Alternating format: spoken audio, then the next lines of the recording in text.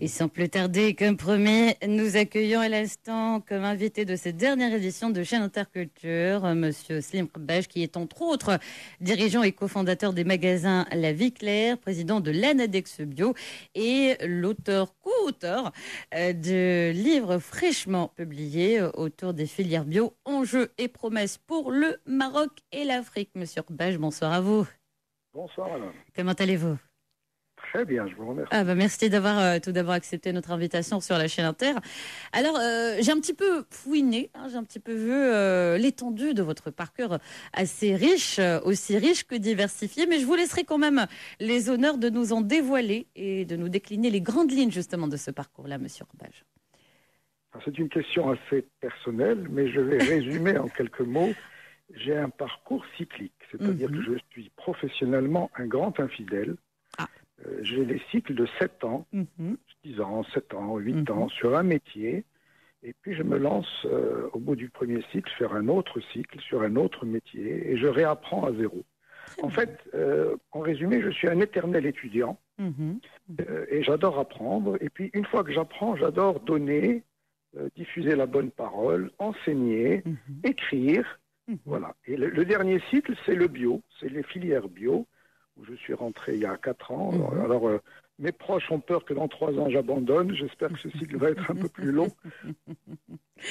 On l'espère aussi. Je fais des choses avec beaucoup de passion, avec beaucoup de plaisir, et je suis dans l'échange et le partage. Très bien, c'est très bon à savoir justement parce que ça caractérise quand même votre personnalité, votre personne. Et comme vous avez dit, c'est vrai que parler de son parcours implique également parler de soi quelque part, quelque chose de très intime, en même temps que c'est général, parce qu'un parcours, les grandes lignes, justement, ça peut être professionnel, mais c'est inhérent aussi à la personnalité.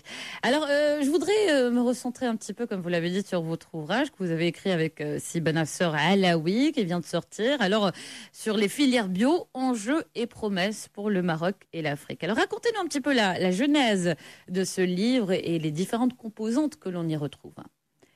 Écoutez, le bio est pour moi quelque chose qui date d'il y a à peu près 8 ans, mes premières réflexions, mes premières pensées.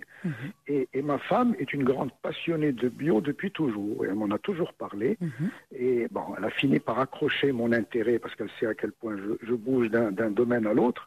Et bon, j'ai commencé à approfondir ça, et surtout en relation avec mon esprit scientifique et de rigueur. Donc j'ai été sur les aspects santé, et sur les aspects environnement. Moi, j'ai toujours été un grand amoureux de la nature. Je fais beaucoup de sport dans la nature. Et donc, il y a des liens qui se font inconsciemment et consciemment.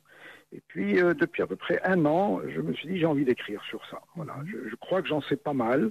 J'ai beaucoup lu, j'ai beaucoup voyagé. J'ai été rencontrer plein de gens à travers le monde. Et donc, j'avais envie de partager ça. Et je me disais, si je le fais seul, je vais me fatiguer. Et je vais changer de dynamique avant d'avoir fini. Donc je me suis dit, mais avec qui pourrais-je bien écrire ce livre? Quelqu'un avec qui je pourrais connecter. Et tous mes proches, les agriculteurs, les distributeurs, les gens de l'association me parlaient d'un monsieur Nasser Alaoui, très doué, mais qu'on ne voyait jamais. Et à peu près il y a 1 an, j'avais fait une petite revue que j'avais appelée, qui s'appelle toujours Biocroissance. Et je l'avais contacté au téléphone, et tout de suite, spontanément, il m'a dit, je vais écrire un article pour la revue.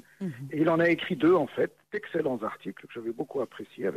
J'aime bien la rigueur, j'aime bien ce qui est fluide, ce qui coule, ce qui a l'air simple, mais en bout du compte, qui est basé sur beaucoup de complexité. Et j'ai trouvé ça chez cette personne. Et donc, quand j'ai voulu plonger dans le livre, je l'ai appelé, je vais vous dire très franchement, je l'ai appelé l'été dernier.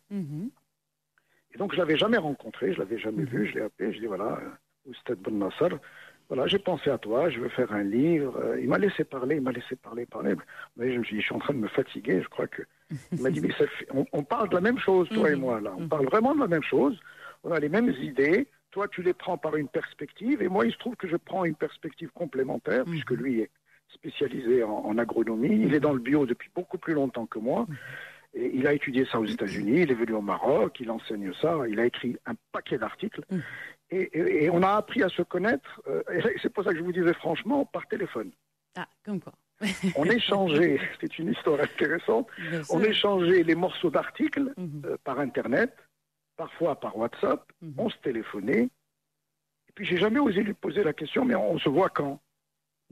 Et mais à un moment donné, je me suis dit, bon, je vais oser, on se voit quand? Il me dit, écoutez, quand on finira le livre, on se verra. On se verra. Il ne fait pas dans les futilités, lui. Alors, il n'a pas de temps à perdre, j'imagine. Mais en fait, il a une bonne raison. Il a une bonne raison, je vais vous expliquer dans 2 secondes. Et puis, quand vraiment on a fini quasiment tous les chapitres, donc il en a fait pratiquement la moitié, j'en ai fait pratiquement la moitié. Ah bon, on ne va pas chipoter sur... je crois qu'il en a fait un peu plus que moi. Très bien. Parce qu'il avait cette qualité et ce défaut. On discutait sur une idée, et puis il allait écrire. Moi, je lui donnais mes commentaires, il se remettait à écrire. À mon avis, je dis, écoute, on est parti sur faire un petit manuel de 80 pages. Le livre, il fait 220 pages aujourd'hui. Et avec une toute petite police. Il faut mettre des lunettes pour le lire. Je crois que c'est un bouquin dans la 2e édition qui fera pratiquement le double. Et donc, c'est quelqu'un qui aime aussi écrire, qui a beaucoup de choses à dire, qui connaît bien le sol, qui connaît bien la biologie, qui connaît bien les cultures. Donc on s'est bien retrouvés en complémentarité et on s'est vu, je crois, la première fois il y a un mois et demi, j'ai été chez lui et j'ai découvert un personnage riche. J'espère qu'il m'écoute maintenant parce qu'on partage beaucoup de choses depuis. On l'espère. Et sa connaissance du sol a été d'un grand apport dans ce livre. Moi j'ai beaucoup appris j'ai failli dire à ses côtés, en lisant ce qu'il écrivait. En y rajoutant aussi mes pensées. Et moi, j'ai ramené tout ce que je sais sur l'environnement. J'en sais, je pense, j'ai un certain nombre d'idées, de réflexions depuis des années. Et puis sur la santé, ma femme est biologiste, j'ai un frère chirurgien médecin, j'ai une sœur kinésithérapeute. Je baigne dans ce milieu et à un moment donné de ma vie, dans le cycle d'avant, vous me suivez, le cycle avant le bio, j'ai été coach et hypnothérapeute. Très bien, donc c'est beaucoup de vie en une et beaucoup de substances justement complémentaires les unes les autres finalement qui se sont regroupées dans ce livre, dans cet ouvrage-là, justement entre vous et professeur Bennasser Alaoui. Alors avant d'aller plus loin dans la discussion dans le bio, puisque c'est le credo que l'on traite pour ce soir, il me paraît judicieux quand même de rappeler quelques définitions, à commencer par celle du produit bio. Alors qu'est-ce qu'un produit vraiment bio selon vous Écoutez, un produit bio, c'est pas un produit bio selon quelqu'un ou quelqu'un qui jure en disant moi c'est bio ou quelqu'un qui vous répète moi mes pommes, mes cerises, mes légumes, sont bio. C'est pas ça. Le bio, c'est le respect d'une réglementation très stricte et très rigoureuse avec le contrôle d'un certificateur qui, au bout de 3 ans de conversion d'une agriculture non bio à une agriculture bio, produit donc des légumes, des fruits et autres produits transformés qui sont bio. Donc quand quelqu'un dit à un consommateur mon produit est bio, le consommateur peut lui dire est-ce que je peux voir le certificat, l'attestation comme quoi c'est bio? Est-ce que sur le paquet du produit, est-ce qu'il y a un logo bio reconnu?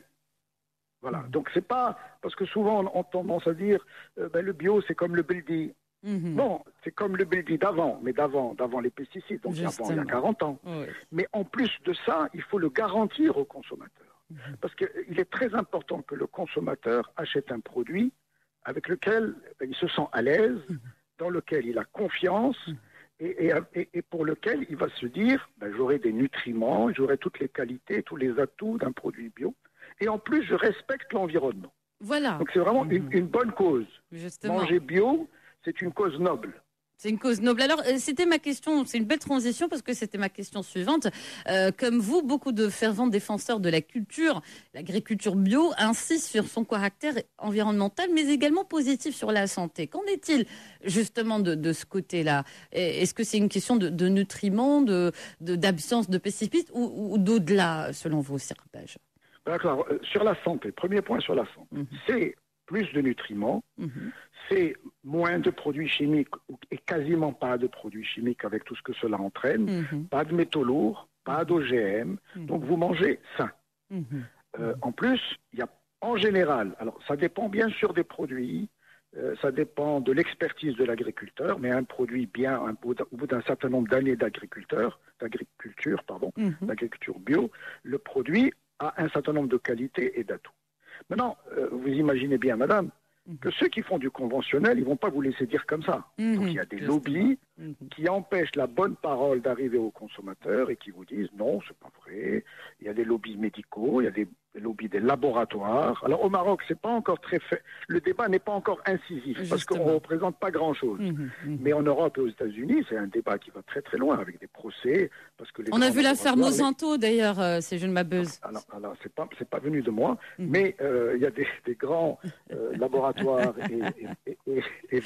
mais c'est d'utilité publique. Hein. Je ne dis que les faits, justement. Je n'implique ni n'incrimine personne. Mais voilà, c'est quand même l'un des faits qui avait quand même bouleversé, qui bouleverse toujours, justement, surtout après le verdict tombé. Donc, beaucoup d'associations du vert et voilà, du bio et de services de consommateurs et de consommation, voilà, qui ont fait un tollé, qui continuent de le faire par rapport à cette question-là. Mais c'est vrai qu'au Maroc... C'est un combat qui est difficile, madame, parce que, comme je vous disais, ce sont des organisations puissantes qui ont beaucoup de moyens, c'est beaucoup d'intérêt en jeu. Et pendant de longues années, il y avait un intérêt à utiliser ces produits chimiques parce qu'il fallait produire plus, améliorer les rendements, il fallait que ce soit plus performant, qu'on produise plus vite. Il fallait, on va dire, booster l'agriculture. En période normale, alors je vous disais ça parce que c'est après la Deuxième Guerre mondiale, donc il y avait des besoins. On a dépassé ça, mais depuis ce temps déjà, il y a un grand nombre de médecins, d'agronomes, de biologistes qui disaient ça, c'est pas bon pour l'agriculture. Mettre des produits chimiques, et eux ils disent, entre guillemets, des poisons, dans le sol, dans l'eau et dans l'air, ça ne peut pas être bon pour la nature. Depuis, comme vous disiez, il y a beaucoup de recherches qui démontrent que effectivement c'est ça, et ça a un impact sur la santé, pour revenir à votre question initiale. Mais encore une fois, on va dire qu'il y a un lien indirect entre l'alimentation avec des pesticides et les maladies. On va prendre l'exemple du cancer, qui est une vraie pandémie aujourd'hui au Maroc et ailleurs, et on va se dire probablement que ce sont les pesticides dans l'alimentation. Il y a de forts soupçons. Les chercheurs indépendants vont vous dire c'est démontré, voilà, on démontre les molécules, il y a ça. Vous avez des lobbies en face qui vous disent c'est pas vrai du tout. Et c'est difficile à démontrer. Moi, j'ai travaillé avec une cancérologue française qui était quasiment nobilisable il y a quelques années. Elle me disait la démonstration est difficile à faire. Pourquoi ? Parce que quand vous mangez votre fraise ou votre pomme ou votre pesticide, vous n'êtes pas empoisonné, vous ne tombez pas. Voilà. Vous la mangez, vous la digérez, et puis vous en mangez une autre, et le cancer peut apparaître au bout de 5 ans, 6 ans, 10 ans, 15 ans. Pourquoi ? Parce qu'il y a accumulation des pesticides dans le corps, et puis deuxièmement, ce que n'étudient pas les laboratoires qui mettent les produits phytosanitaires sur le marché, parce qu'eux aussi font des analyses, eux aussi démontrent que c'est, entre guillemets, sain. Mais ce qu'ils ne font pas, et c'est ce qu'on découvre de plus en plus, c'est qu'ils ne font pas les analyses des effets cocktails. Donc vous prenez un produit dit phytosanitaire, un produit chimique, vous en mettez un autre, mais les deux ensemble, qu'est-ce que ça fait ? Ça peut faire des réactions chimiques que vous n'avez pas étudiées. C'est comme pour les médicaments, finalement. Alors, je n'aborderai pas ce sujet, mais on peut penser également... Le parallélisme, voilà. Un parallèle lointain, mais je vous laisse encore une fois responsable de ce que vous dites. Décidément. Je suis très prudent, parce qu'on touche les lobbies. Tout à fait normal. Non, loin de là, les lobbies, mais moi je parle juste du parallélisme entre le fait de mélanger deux substances. L'une, on sait très très bien ce qu'elle fait, mais mélanger à une autre, si on ne se réfère pas au médecin qui connaît, lui, par la chimie et les réactions, c'est tout à fait hasardeux justement de faire. Oui. À un moment donné, on me disait le pamplemousse avec, je crois, si ma mémoire est bonne, il faudrait que ma femme me souffle ça, elle n'est pas là. Le pamplemousse avec l'aspirine, c'est pas bon ensemble. Et voilà, il y a des choses qui ne vont combinées pas deviennent fatales, malsaines, voilà, qui deviennent toxiques pour le exactement. Et donc, on n'a pas fait ces études et il faut des années et des années et des années de suivi et c'est en train d'être fait. Il y a beaucoup d'instituts de recherche. Même chez les médecins, en France, je sais qu'il y a un certain nombre d'organismes importants de l'État qui font des recherches en suivant des populations sur des dizaines d'années. Et ils vous disent, statistiquement, cette population qui a mangé bio, comparée à cette population qui n'a pas mangé bio, celle-là, elle aboutit à plus de cancer et celle-là, non. À plus de maladies auto-immunes. Et encore une fois, c'est des statistiques. C'est pas une relation de cause à effet. Donc c'est des faits. Voilà, c'est été prouvé. Voilà. Très bien. Très bien. Cas, moi, oui. Il y a aussi, je peux rajouter, parce qu'on peut dire, voilà, moi je ne suis pas sûr, il n'y a pas la démonstration de cause à effet.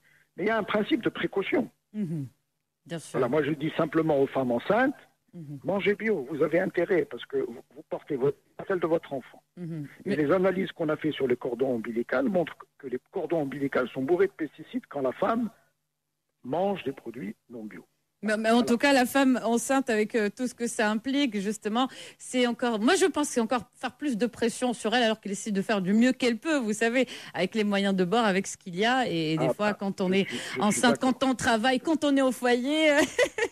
Donc, ça fait beaucoup de responsabilités. Beaucoup trop. La charge mentale aussi qui s'ensuit. Bref, ceci est un autre sujet. Je voudrais revenir sur cette question-là, parce que c'est très, très important. C'est un secteur qui se développe de plus en plus au Maroc. Alors, justement, parlons de Maroc. Vous qui vous intéressez au bio depuis des années, quand même assez conséquente, assez pour justement avoir un petit peu une expérience, avoir des données, avoir justement des choses palpables, pour avoir créé justement un label, un endroit où justement vous procurez ce genre d'aliments justement certifiés bio. Qu'en est-il de l'état des lieux au Maroc et quelles sont encore les entraves au développement de ces secteurs-là? Deux grandes questions. Vous me donnez combien de temps sur chaque question? Prenez votre temps, allez-y. Première question, ma femme et moi, et puis un certain nombre de personnes autour de nous, on a lancé une chaîne de magasins il y a à peu près 7 ans et quelques, pratiquement 8 ans. Quand on a lancé ça, les gens nous regardaient comme des extraterrestres en disant mais écoutez, mais le Maroc est bio, puis nous on n'a pas de pesticides au Maroc. Pourquoi ouvrir un magasin bio? On s'est dit, eh ben, on va l'ouvrir au moins pour nous-mêmes, on sera nous les consommateurs. Et effectivement, on était les premiers et les gros consommateurs. Et puis autour de nous, les gens ont commencé à venir, à se renseigner. Et puis les gens voyagent beaucoup à l'étranger, ils commencent à être conscients. Surtout les gens, on va dire, qui ont un certain niveau intellectuel, c'est eux qui ont commencé. Et ils ont commencé à être clients. Donc on en a ouvert un. Et puis c'était pas un tsunami, c'était pas, on n'a pas eu des milliers et des milliers de clients, mais on a eu, ça a commencé à progresser tranquillement. Puis on a ouvert un deuxième, un peu plus proche du centre-ville, qui marchait un peu mieux. Et puis les gens de Rabat nous ont dit, mais attendez, vous ouvrez à Casa et nous, les Rabatis, il faut venir à Rabat. On a fini par aller à Rabat, on en a ouvert 3, et puis on s'est dit, on va arrêter un peu pour voir maintenant où est-ce que ça va, comment ça évolue. Et une information intéressante, quand on a commencé, on était à peu près à 99% de produits importés, parce qu'on ne trouvait pas de produits bio au Maroc. Et dès qu'on a ouvert, eh bien, il y a des fournisseurs, des producteurs, des agriculteurs qui sont venus taper à notre porte en disant « Mais nous, on fait du bio. » Ah bon? Ben oui, on fait du bio, sauf qu'on le vend comme un produit conventionnel parce qu'il n'y a pas d'espace pour vendre, et là, vous avez ouvert. Et on est devenu une sorte de vitrine et en même temps de locomotive pour des opérateurs marocains. Aujourd'hui, nous sommes à 30% de produits marocains et nous avons 35 partenaires marocains en agriculture, en produits du terroir. Et nous avançons petit à petit. Nous espérons, dans les 5 ans à venir, arriver à 50%. Et puis, on va se diversifier. Et puis, nous-mêmes, nous avons commencé à faire des produits transformés. Parce qu'on apprend. On apprend auprès de nos fournisseurs étrangers. On apprend à alors, c'est quoi un produit transformé, si je ne m'abuse? Alors, un produit transformé, c'est un produit transformé bio. C'est un produit dont l'origine provient de l'agriculture biologique. Donc, qui est à base de légumes ou de fruits ou de céréales ou d'arbres. Et à partir de là, vous transformez dans une unité de transformation qui peut être artisanale, mais qui peut être aussi quasiment industrielle, et qui permet de faire de l'huile d'olive, de l'huile d'argan, qui permet de faire des pâtes, toutes sortes d'huiles complexes, des sucres, du sel. En résumé, je vais vous dire, vous avez dans un supermarché bio tout ce que vous avez dans un supermarché classique, mais en bio. Mais vous l'avez en alimentaire, on en a beaucoup parlé, mais vous l'avez aussi en cosmétique, vous l'avez en produits ménagers, en produits de la maison, vous l'avez même en textile, en tissu, en vêtements. Organique. Ça va de plus en bois, des jeux d'enfants en bois. Vous pouvez aller très très loin. Voilà. Très bien. Donc, comme vous venez de le dire, petit à petit, c'est vrai que ça n'a pas été révolutionnaire au tout début, mais les gens prennent de plus en plus leur marque par rapport. Alors, maintenant. Alors, la deuxième question, c'était quoi? Exactement. Qu'on n'oublie pas. La deuxième question, c'était les entraves. Oui. Voilà. C'était les entraves. Les entraves, c'était d'abord la réglementation marocaine qui n'existait pas. Il y avait une sorte de vide juridique. Et donc, les produits étaient labellisés sous des labels surtout européens, on va dire. Donc, les logos, c'était les logos européens. Et les certificateurs étrangers existants au Maroc certifiés selon la réglementation européenne, le cahier des charges européen. Nous avons travaillé avec un certain nombre de professionnels, mais avec les représentants des différents ministères, et c'était piloté par le ministère de l'Agriculture, au sein de ce qu'on a appelé la Commission nationale du bio. On a travaillé sur les textes.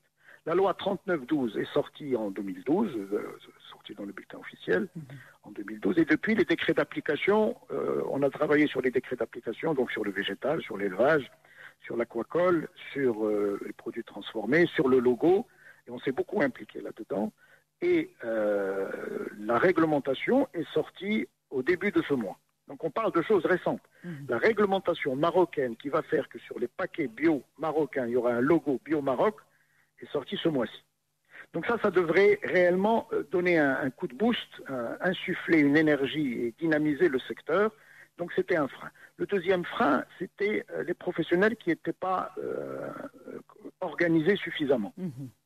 Là, on est en train de s'organiser. On a créé 3 associations, producteurs, transformateurs et distributeurs et export. Moi, je suis le président de la partie distribution-export. Et qui a donné lieu à une fédération qui s'appelle FIMABio. Et cette fédération est de plus en plus active aujourd'hui parce que la réglementation le conditionne. Et on a signé pendant le SIAM, il y a quelques jours, avec l'ONSA, une convention qui va nous permettre de promouvoir encore plus le bio, mais également de contrôler, parce que dès qu'une niche commence à se développer pour devenir un secteur à part entière, vous voyez apparaître la contrefaçon et la contrefaçon. Et nous, on tient à ce que le consommateur sache ce qui est bio de ce qui n'est pas bio. C'est pour ça que tout à l'heure je disais, il ne faut pas que quelqu'un vous dise moi c'est bio, moi c'est pas bio, vous lui demandez des textes, le certificat, les logos qui vous justifient comme quoi c'est bio. Alors il y aurait combien de labels vraiment certifiés au Maroc, leur nombre? Il va y avoir un label bio, c'est le Bio Maroc, qui va être porté sur les produits végétaux, les produits transformés, et voilà, un seul label reconnu Bio Maroc. Maintenant, votre question est judicieuse, parce que nous avons donné l'équivalence à la réglementation européenne. Donc vous pouvez avoir aussi sur un paquet un logo européen. Et donc la chose suivante va se passer, les produits qui seront sur le marché national vont porter un logo marocain, les produits marocains vendus sur le marché marocain, logo marocain. Les produits marocains qui seront exportés porteront un logo européen parce qu'on a reconnu la réglementation européenne. Les produits importés européens vont garder leur logo européen et seront reconnus au Maroc. Et nous allons rentrer dans un cycle de demande auprès de la Commission européenne de la reconnaissance du logo marocain en Europe. Ce qu'a déjà obtenu la Tunisie il y a quelques années. Donc c'est en cours. À partir de là, pardon. C'est en cours. Ça a été déposé comme requête. Alors, très bien. C'est en train d'être déposé parce qu'il faut préparer des dossiers, etc. Ça prend un peu de temps. Normal. Mais à terme, on devrait avoir la reconnaissance par l'Europe du logo marocain. Et à ce moment-là, ce sera interchangeable. Très bien. Moi, idéalement, j'aimerais avoir les 2 logos sur mes paquets. Comme ça, on est sûr que c'est. En tout cas, comme on dit aux États-Unis, comme langué, quand même, de l'état où en étaient les choses. Mais c'est jamais trop tard. Et le Maroc a un potentiel énorme pour l'avenir. Parce que, comme vous le savez, on a une agriculture très riche. On a des produits qui ont des goûts excellents et qui sont très recherchés à l'extérieur. Il y a de plus en plus de contrôle sur les pesticides dans le monde, donc le Maroc a tout intérêt à se lancer dans le bio. Et ensuite, le Maroc est une très bonne plateforme, et on l'a bien démontré dans notre livre avec le professeur Alaoui, c'est une excellente plateforme entre l'Europe et l'Afrique dans les 2 sens. Que les produits africains aillent en Europe et inversement, et la plateforme serait au Maroc. Et donc on a fait des propositions très concrètes, comme un bioparc, comme un institut de recherche, comme des mécanismes de soutien, pour faire en sorte que le Maroc soit parmi les leaders du bio dans le monde. Justement. En tout cas, c'est notre espoir.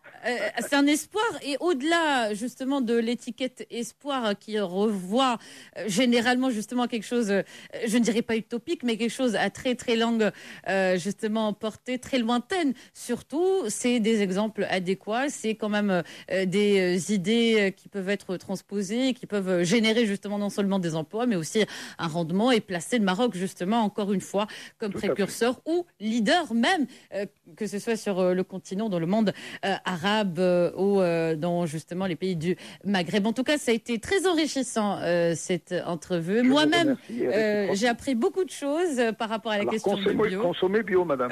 Je vais essayer. Même si vous n'êtes pas enceinte, je ne crois pas. Je ne sais pas, je ne crois pas.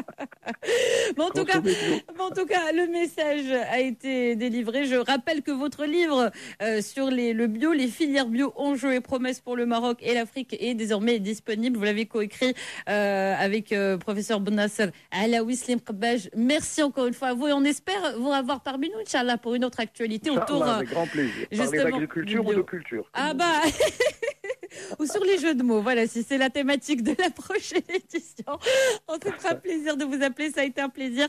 Merci à vous et très très bonne suite. Déjà, très bon courage pour le reste au sein de l'association, pour le développement de la filière et puis aussi pour votre ouvrage fraîchement publié. Il était parmi nous, Slim Qabbaj, donc professeur, entre autres, professeur, un parcours très très riche, directeur et cofondateur des magasins La Vie Claire et président de l'association des distributeurs et exportateurs des produits biologiques. Et puisque l'entrevue était intéressante, on ne voulait quand même pas l'écourter pour que justement tout le monde puisse s'imprégner de l'idée, du message. Et donc on a dû sacrifier le focus pour la semaine prochaine. Inch'Allah, un grand merci.